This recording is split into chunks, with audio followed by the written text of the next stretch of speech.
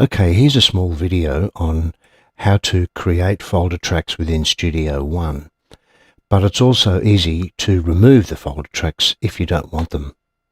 Firstly, I'm just going to pack, this is a session here, and I'm just going to pack these tracks here down the bottom. I've got 3 vocal tracks, for example, and these are the dark blue tracks here, and I'm just going to put them into a folder so that they're nice and neat inside a folder. So I click on the tracks that I want to go in. I can shift click each one like this, or I can click the first track in the group and hold down shift and click the last track in the group, and they're all selected. Simply right click here and click pack folder.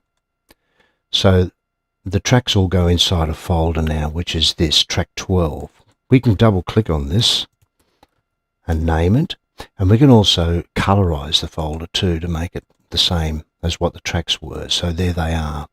There's the folder track there, and when you open it, you've got 3 tracks inside the folder now. Not sure what Steve was talking about with dummy tracks. The only tracks that should be inside a folder track are the ones that you put in there. So we can close this now and open it and so on.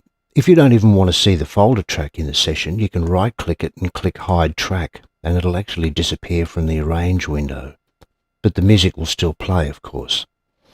To get it back, we've got to open the console again and make sure this is clicked down here. And as you can see, the tracks that I pulled out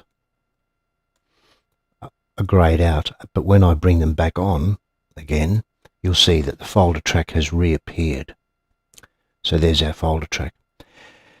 Now there are several ways of removing a folder track and leaving the original tracks that were inside it as they were before. The easiest way is to simply open or close the folder track, right click it and simply click on remove track. And what happens here is, as you can see, the folder track is gone and the 3 audio tracks that were originally inside the folder track are back to just in the session where they were, so that's good. There's also a second way of getting tracks out of a folder very easily, and what you can do is simply open the folder like this, and I've selected the tracks. I just select all the tracks within the folder, the same as I did before, and you can click the whole group here, and I'm just going to drag them outside the folder downwards. And this is what happens here. The tracks actually remain outside the folder now, and the folder track is empty. In fact, it won't even open. So you can right click this and then also click remove track. And there you go. You're right back to where we were. But removing the whole track, as I did earlier, is a good way of doing it. But you may have one track inside a folder that you don't want in there for some reason because it's accidentally got in there. And it's very easy to simply remove a track from within a folder. I'll just put this back here and I'll